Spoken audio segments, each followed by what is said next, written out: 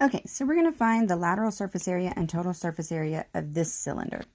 So a few little notes from this cylinder is that the radius is 3.9. The height of the cylinder is 1.8. Our formula says that the lateral surface area is perimeter of the base times the height. But when we're dealing with circles, we don't deal with perimeter, we deal with circumference. So we go back over to the circumference formula that we learned way back when 6th grade, 7th grade time. So circumference is pi times the diameter, or circumference is 2 times pi times the radius, because 2 radiuses is a diameter. So those two formulas are the exact same. Then you just utilize the formula that works based off of what it gives you in the problem. Pi is 3.14. So because it gives us a radius, we're going to use the circumference is 2 times pi times the radius in place of the big P. We're solving for circumference times the height. So our lateral surface area is going to be 2 times pi times the radius times the height. These three things are the exact same. This is just the one that we can utilize because of it being a circle. We have to have the pi within our formula. So the lateral surface area is 2 times 3.14 times 3.9 times the height of 1.8. So now all I need to do is just multiply. So I'm going to multiply 2 times 3.14. So 2 times 4 is 8, 2 times 1 is 2, and 2 times 3 is 6. So 2 times 3.14 is 6.28. Then I'm going to multiply that by 3.9. Whatever I get there, I'm going to multiply by 1.8. So we do 6.28 times 3.9.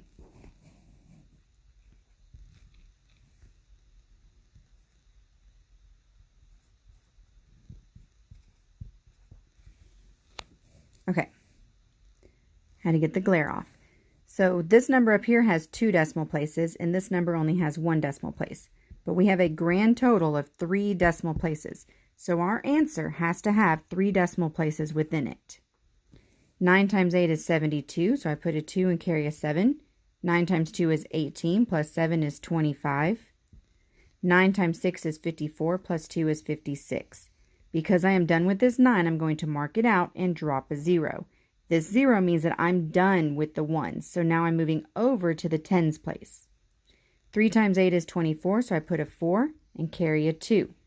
3 times 2 is 6, plus 2 is 8, and 3 times 6 is 18. Now I'm just going to add these together. 2 plus 0 is 2, 5 plus 4 is 9, 6 plus 8 is 14, 8 plus 5 is 13, plus 1 more is 14, and 1 plus 1 is 2. Remember, you have to have 3 decimal places in this answer. So we start on the right and we go 1, 2, 3. So that's 24.492. So the lateral surface area is 24.492. So that's our circumference of the cylinder. And then I'm going to multiply that times the height of 1.8. So I'm going to take the decimals back out because remember we had 3 of those. And then I'm going to multiply it by 1.8. This one has 1 decimal place, so I'm going to take it out. So altogether there are 4 decimal places in this number. 8 times 2 is 16, carry a 1. 8 times 9 is 72, plus 1 is 73, carry a 7. 8 times 4 is 32, plus 7 is 39. 8 times 4 is 32, plus 3 is 35. 8 times 2 is 16, plus 3 is 19. Because I am done with this 8, I'm going to mark it out, and I'm going to drop a 0. That's saying we're moving to the tens place. 1 times 2 is 2, 1 times 9 is 9, 1 times 4 is 4, 1 times 4 is 4, and 1 times 2 is 2. So I have 6, 5, 18, carry a 1. That's 9 tenths, so I'm going to put a 0, carry a 1. 9 tenths, so that's 14, and put a 4, carry a 1, and that is a 4. 4 decimal places. So I start here, and I go 1, 2, 3, 4. So that is 44.0856.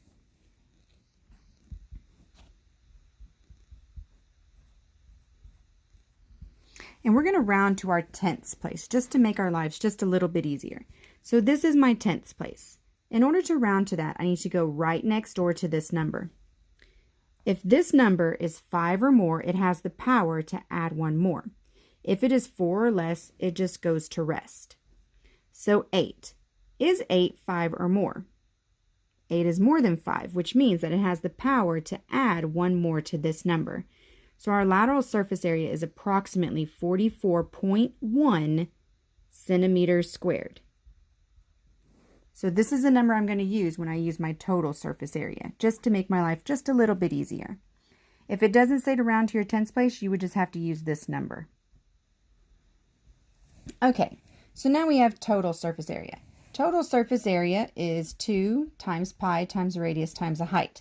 That's your lateral. So think about a can of tuna. The label goes on the outside of the can of tuna. That label is your lateral surface area.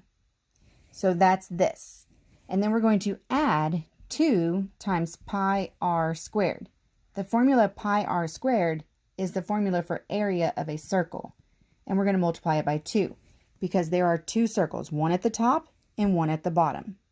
So we have the label of the can, then we have the top of the can and the bottom of the can. And that's going to give us our total surface area. So I'm not going to recalculate this 2 pi r h because this right here is what we just solved. So that's that 44.1. So I'm just going to plug that in over here. Plus 2 times pi, which is 3.14, times the radius of 3.9, times the radius of 3.9 again. That's a little smidge. Let me make that a little bit nicer.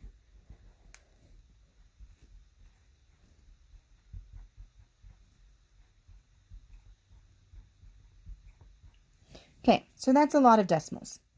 So the lateral surface area is 44.1 times 2 times 3.14. When we did that over here, we got 6.28. See, we did that same step. So we're going to do 6.28 times 3.9 times 3.9.